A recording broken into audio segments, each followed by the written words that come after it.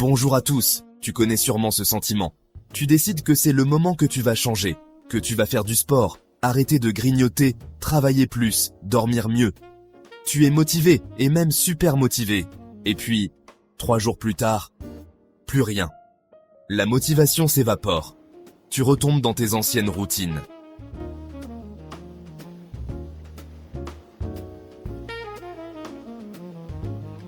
La motivation peut être très forte au début. Tu regardes une vidéo inspirante, tu lis une phrase qui te touche, et tu prends une grande décision. Pendant quelques heures, parfois quelques jours, tu te sens capable de tout changer. Tu veux te lever plus tôt, faire du sport, mieux manger, travailler sur tes projets et arrêter de procrastiner. Mais très vite, la réalité revient. Tu es fatigué, tu as des obligations, des imprévus, tu as moins d'énergie, et ce qui semblait évident hier devient difficile aujourd'hui. C'est là que beaucoup abandonnent.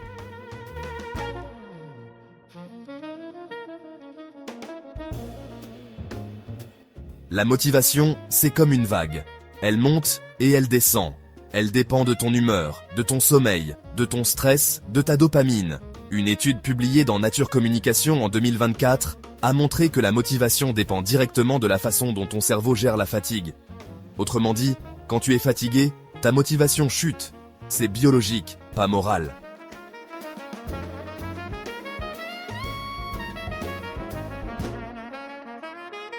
Une autre recherche, publiée dans Nature Reviews Neuroscience, révèle que près de 40% de nos actions quotidiennes sont gouvernées par des habitudes automatiques, indépendamment de nos intentions conscientes.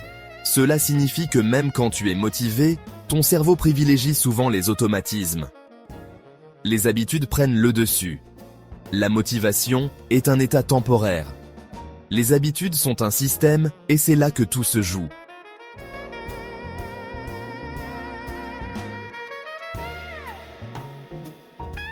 En 2009, le docteur Philippa Lally de l'University College London a mené une étude emblématique sur la formation des habitudes. 96 volontaires devaient intégrer une nouvelle habitude quotidienne, boire un verre d'eau après le déjeuner, courir 15 minutes ou manger un fruit. Ils devaient répéter cette action chaque jour pendant 12 semaines et remplir un questionnaire quotidien pour mesurer à quel point le comportement devenait automatique. Le résultat de cette étude, c'est qu'en moyenne, il a fallu 66 jours pour que le comportement devienne une habitude automatique. Mais le délai variait énormément. Il variait entre 18 et 254 jours, selon la personne et la complexité de l'habitude. Une étude plus récente, publiée en 2023 dans la revue du Proceedings of the National Academy of Sciences, a confirmé ces résultats sur 30 000 personnes. Il faut en moyenne 6 mois pour prendre l'habitude de faire du sport, mais seulement quelques semaines pour se laver les mains régulièrement à l'hôpital.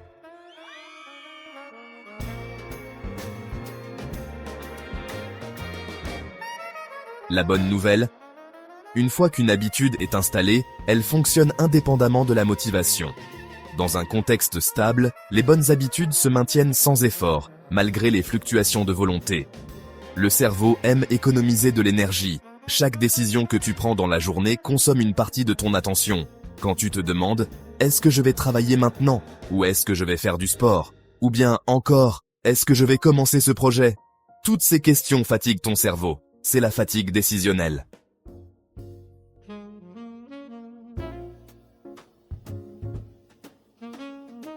Mais quand une action devient une habitude, tu n'as plus besoin de négocier avec toi-même. Tu ne réfléchis pas pendant 10 minutes pour te brosser les dents. Tu le fais parce que c'est automatique. C'est exactement ce qu'il faut créer avec les actions importantes de ta vie. Si tu veux écrire, faire du sport, travailler sur un projet ou apprendre quelque chose, le but n'est pas de te motiver chaque jour.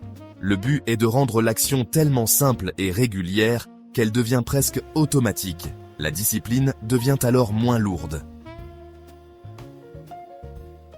Les neuroscientifiques du Trinity College de Dublin ont expliqué que notre cerveau utilise 2 systèmes. Le système automatique qui répond aux signaux familiers. Par exemple, scroller sur les réseaux sociaux quand tu es fatigué. Le système orienté vers un objectif qui te permet de te concentrer sur une tâche importante, comme arrêter de scroller pour travailler. Les habitudes se créent quand le système automatique prend le dessus sur le contrôle conscient. C'est pour cela que, même quand tu es motivé le matin, tu finis souvent par retomber dans tes anciens comportements le soir. En clair, ton cerveau est câblé pour automatiser les comportements répétés. C'est plus efficace énergétiquement que de toujours prendre des décisions conscientes.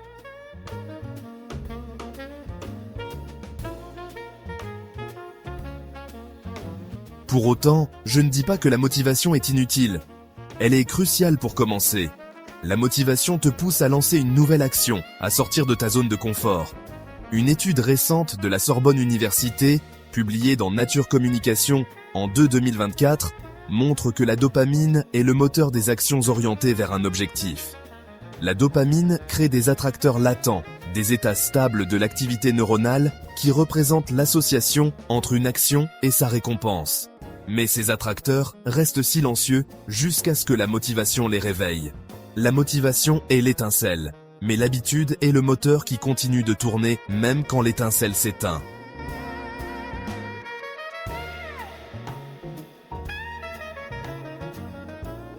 Voici comment transformer cette science en résultats concrets. Premièrement, commence de façon microscopique. Pour créer une habitude, il faut la rendre simple. Choisis une action précise. Ne dis pas « je vais être plus productif ». Dis plutôt « chaque matin, je vais écrire mes 3 priorités ». L'habitude est si petite qu'il est presque impossible de dire non. Lire une page, faire de pompe, boire un verre d'eau le matin. La clé est la régularité, pas l'intensité. Deuxièmement, utilise des intentions comme si et alors.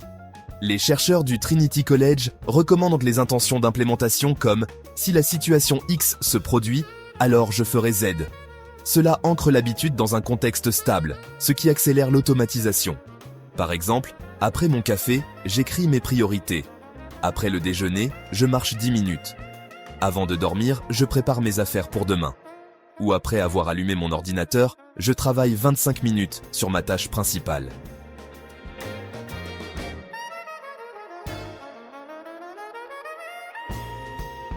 Troisièmement, répète l'action chaque jour pendant 66 jours minimum.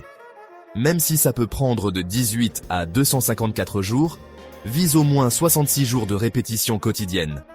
C'est la moyenne scientifique pour qu'un comportement devienne automatique. Quatrièmement, simplifie ton environnement. La recherche montre que modifier l'environnement est souvent plus efficace que de renforcer la volonté. Il rend le comportement plus facile, plus évident, moins coûteux en énergie. Ton environnement influence en effet énormément tes habitudes.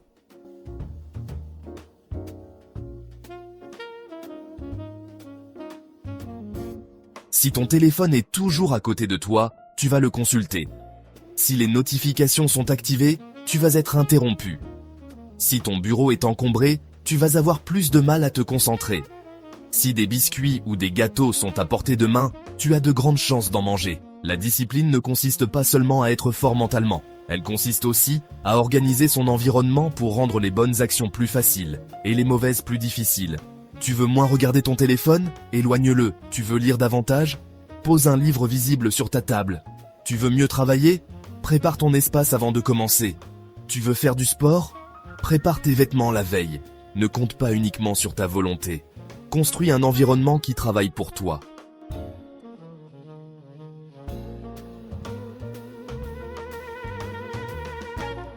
Cinquièmement, célèbre les petites victoires. Une approche basée sur les systèmes permet de célébrer les petites victoires en cours de route, ce qui renforce la motivation et la satisfaction. Chaque jour où tu tiens ton habitude, c'est une victoire. Célèbre cette victoire en faisant quelque chose que tu aimes bien. Prenons un exemple concret, comme se mettre au sport.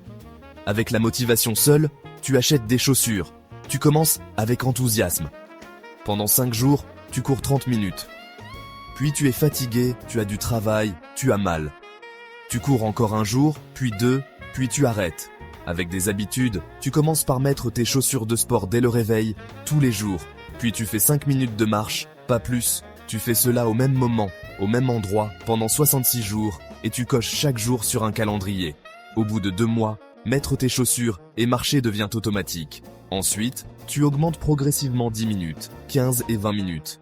À ce stade, tu n'as plus besoin de motivation. L'habitude prend le relais.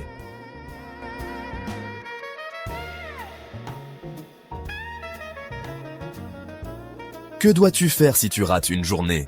Tu vas parfois rater, tu vas oublier, tu vas être fatigué, tu vas avoir une journée compliquée, ou tu vas perdre le rythme. Ce n'est pas grave. Le danger, ce n'est pas de rater une fois. Le danger, c'est de transformer un écart en abandon. Une journée ratée ne détruit pas une habitude. Mais 2, 3, 4 journées peuvent commencer à casser l'élan. La règle simple, c'est de ne jamais rater 2 fois de suite. Si tu n'as pas fait ton sport aujourd'hui, fais au moins 5 minutes demain. Si tu n'as pas lu hier, lis une page aujourd'hui. Si tu as procrastiné, reprends avec une petite tâche. Ce qui compte, ce n'est pas d'être parfait. C'est de revenir rapidement. La constance n'est pas l'absence d'erreur. C'est la capacité à reprendre.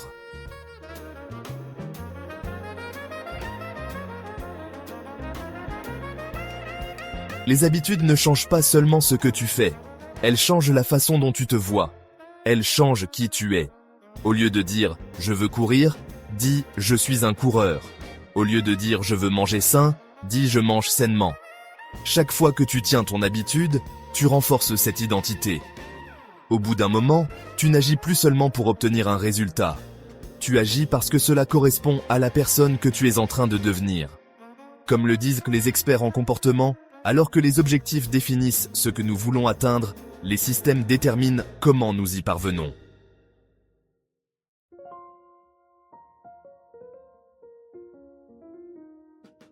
La motivation est l'étincelle. Mais les habitudes sont le feu qui continue de brûler. Si tu attends toujours d'être motivé, tu risques d'attendre longtemps.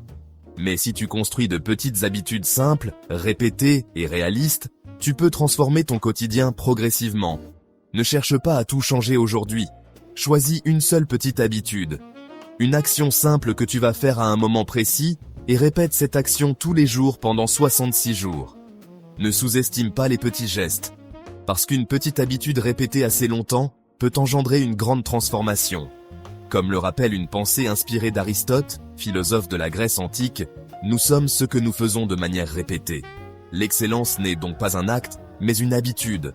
Autrement dit, ce n'est pas ce que tu fais une fois qui construit ta réussite, mais ce que tu répètes, même quand la motivation disparaît. Merci d'avoir regardé cette vidéo jusqu'à la fin. Si cette vidéo t'a été utile, commente-la, partage-la et abonne-toi.